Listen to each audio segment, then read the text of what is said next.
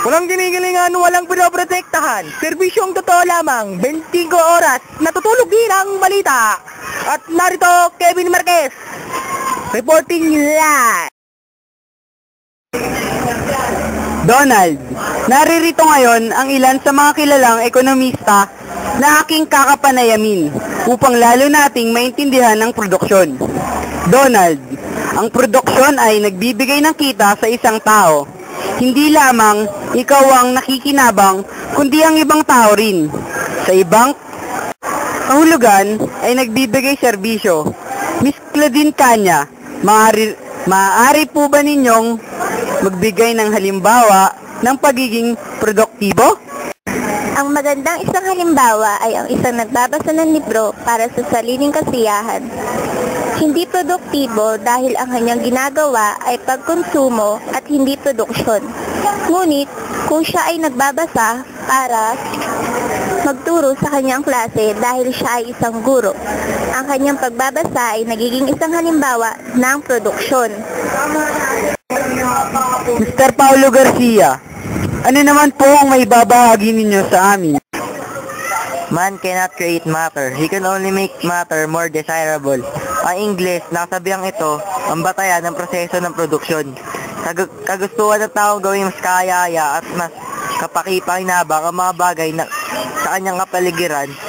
Binabago niya ang mga ito sa pamamagitan ng sumusunod na mga utilities of production.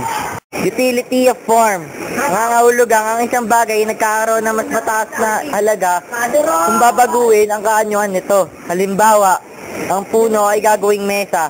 Kadalasan, kapag mas malayo ang anyo sa original, ito ay mas mahal. Utility of time.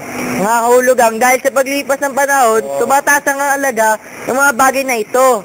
Halimbawa, antique, coins, mga vintage cars. Mas luma, mas mahal. Utility of place. Depende sa lugar na kanya kinaroroonan, ang ilang bagay na nagiging mas mataas ang halaga. Halimbawa, ang mga gulay sa Baguio ay mas mahal kapag nasa Maynila na. Ang garment mula sa Maynila ay mas mahal. Sa mga probinsya, sa malayo pinanggalingan, mas mahal. Utility of possession. Mayroong mga bagay na dahil sa nagmamayari, sa mga ito ay tumataas ang halaga. Halimbawa, ang mga sikat tulad ni Elvis Presley, The Beatles at Neo, ang kanilang mga pagmamayaring kagamitan ay mas malaki ang halaga dahil sila ay sikat. Utility of service. Tinutukoy nito ang pagbibigay ng serbisyo ng isang tao depende sa kanyang kakayahan. Halimbawa, sa pagpapagupit ng buhok, mas malaki ang singil ng isang manggugupit na nagpapakadalubhasa ng husto kaysa sa baguhan pa lamang. Karaniwan, mas madaming kasanayan, mas mahal ang halaga ng serbisyo.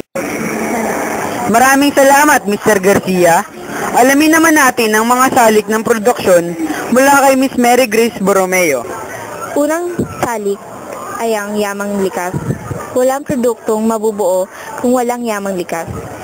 Dito nanggagaling ang raw materials o hilaw na sangkap. Ang Pilipinas ay isa sa nagtataglay ng napakaraming yamang mineral. Ikalawang salik, yamang tao. Pinakamahalagang yaman sa lahat, sapagkat silang gagawa ng paraan upang maging kapaki-pakinabang ang mga bagay. Ikatlong salik, ang yamang kapital ng isang bansa. Hindi lamang ito tumutukoy sa pera, kundi sa mga gusali, kalsada, makinarya, teknolohiya at mga infrastrukturang nakatutulong sa pagpapabilis ng paggawa.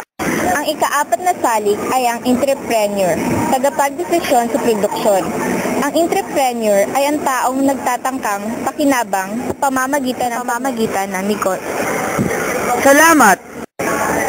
Ngayon, dumako tayo sa mas malawak na kahulugan ng produksyon mula kay Ms. Regina Comiso. Ang produksyon ang pagsasama-sama ng mga salik ng produksyon. Ngunit ang mga salik na ito, tulad ng yamang likas, yamang tao, yamang kapital, ay hindi matatagpuan sa isang lugar lamang. Kadalasan, ang mga hilaw na sangkap ay galing sa probinsya.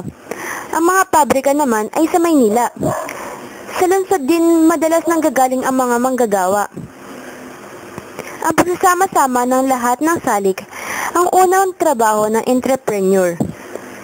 Sa proseso ng produksyon, mayroong mga input at output, katulad ng sa computer. Ang input ay ang mga salik na nabanggit, habang ang output naman ay ang mga finished products. Mayroong dalawang uri ng input. Ang una ay ang fixed input, kung saan hindi nababago ang level ng produksyon. Halimbawa, ang mga makinarya at gusali. Ang ikalawa naman ay ang variable input, kung saan nagbabago ang level ng produksyon depende sa dami ng produktong gagawin. Halimbawa, mga manggagawa at raw material. Salamat! Ngayon, alam na natin ang produksyon. Back to you, Donald. Sandra. Kevin, may tatanong lang ako sa'yo. Maraming sinigatanong ng estudyante. Mayroon bang iba't ibang panahon ng produksyon? Mr. Joshua Eleto, ano-ano po ba ang mga panahon ng produksyon? Ang proseso ng produksyon ay merong iba't ibang kapanahunan sa pagpapaunlad ng negosyo. Karaniwan ang mga fixed at variable input ay pinagbubuti ng mga entrepreneur. Ang unang panahon ay ang very short run o immediate market period. Dahil sa kaiklian ng panahon nito, karaniwang mas pinagbuti ang mga variable input kaysa sa fixed input upang mapalaki ang produksyon. Ang ikalawang panahon ay ang short run market period. Dahil sa medyo mas mahabang panahon ito, mas maraming pagkakataon para sa pagbabago. Karaniwang pantay ang dami ng variable input at fixed input. Ang ikatlong panahon ay ang long run market period. Dahil sa mahabang panahong tinutukoy nito, karaniwang napagtutuunan ng pansin ang entrepreneur ang mga aspekto ng produksyong nangangailangan ng malaking halaga ng kapital upang mabago, kaya nagiging masigpit ang fixed input kaysa variable input. Donald, may mga katanungan ka pa ba? Kevin, wala na. Maraming salamat, Kevin. At ito po ang inyong lingkod, Donald Ginido, nagbabalita.